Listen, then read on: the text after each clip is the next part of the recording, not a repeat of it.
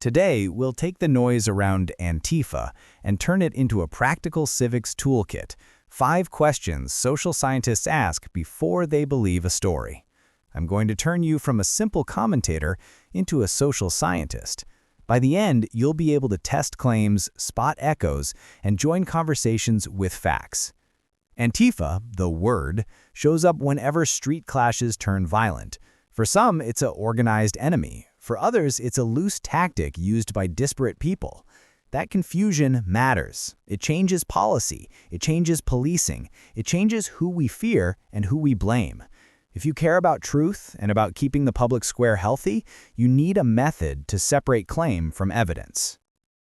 Welcome to Brains Behind Society. Our world is shaped by invisible forces, and the most powerful one is the human mind. When faced with a complex topic like Antifa, our brain doesn't look for truth. It looks for shortcuts. It seeks confirmation for what it already believes. It craves the emotional rush of outrage. This is called confirmation bias and emotional arousal. They are the enemies of clear thinking. But what if you had a toolkit to bypass these mental traps? A set of master keys to unlock a deeper understanding of any controversial subject? Let's build that toolkit, using Antifa as our case study. Question 1. Who is behind the claim? A social scientist never takes a piece of information at face value. They ask, is this an elected official trying to mobilize their base? A news outlet trying to capture eyeballs? An activist aiming to shape a narrative? This isn't about cynicism. It's about understanding motivated reasoning. Everyone has a goal. The goal shapes the message. If the person making the dramatic claim also has a "buy my course" link in the bio, assume they're selling something. So when you see a claim, don't ask if it's true yet. Ask, what is the speaker trying to achieve? Question 2. What's the evidence? Our brains are wired to respond to stories, not statistics. A single vivid image of violence will always feel more real than a spreadsheet.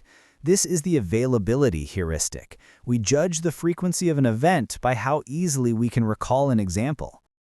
A social scientist actively fights this. They look for patterns, not just pixels. They ask for numbers, for context, for the denominator. Is this one incident being shown 1,000 times, or 1,000 different incidents? For example, in several well-covered protests, images were reposted out of context. A photo from one city labeled as another, a masked person labeled as Antifa organizer with zero evidence. The repetition of that mislabeled photo created a sense of organized presence, even though the provenance was weak. Here are several practical verification steps to take. Reverse image search photos and screenshots. Use video verification tools to check original upload dates. Cross-check time and location with weather, landmarks, local news.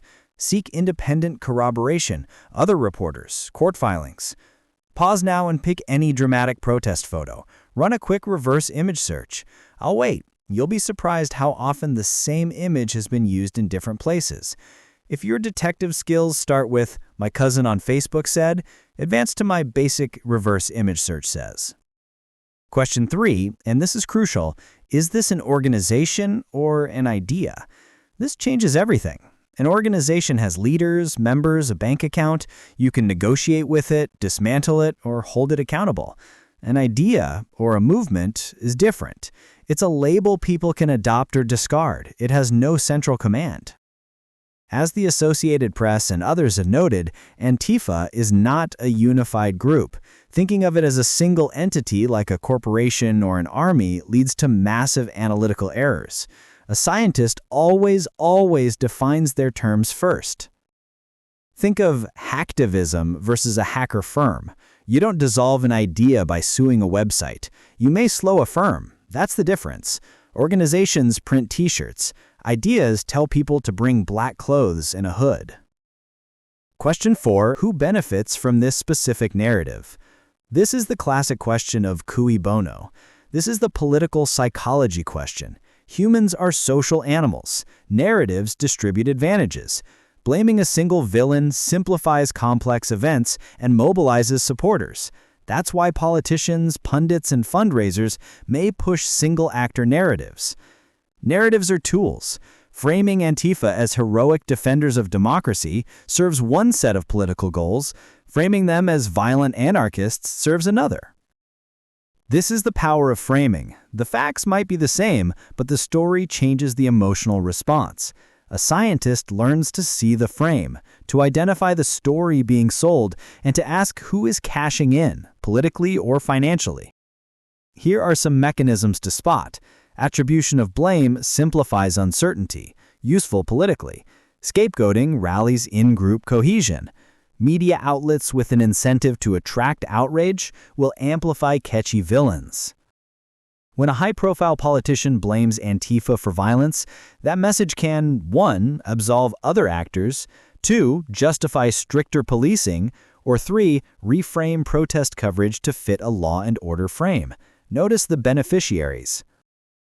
Scan your feed. For each dramatic claim, ask yourself, who benefits if this is true? The answer often tells you where the energy for the story is coming from.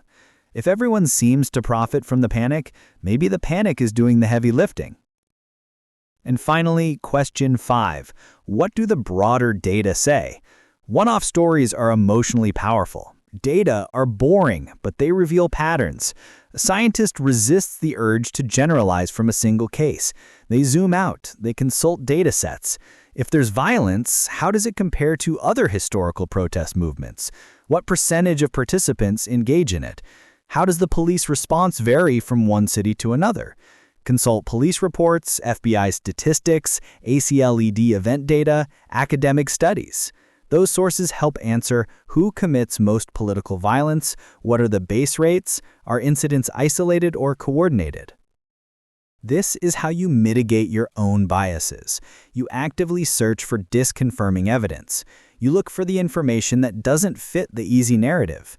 You seek context, not just confirmation. Some analysts found that lone actors or different extremist groups were responsible for a large share of violence in certain years. Other times, a mix. The pattern is rarely as simple as one group did all the violence. That's why policies built on anecdote often miss the mark. Data are like vegetables. Not always fun, but they keep you from getting sick from stories. Try this small experiment at home. It's fast and revealing. Show 2 friends the same neutral protest photo. Tell one friend, this was verified by a verified outlet. Tell the other nothing. Ask both, does this look coordinated? You'll often find the primed friend reads coordination where the other doesn't. Post results in the comments. I'll read them. This is not just intellectual hair-splitting.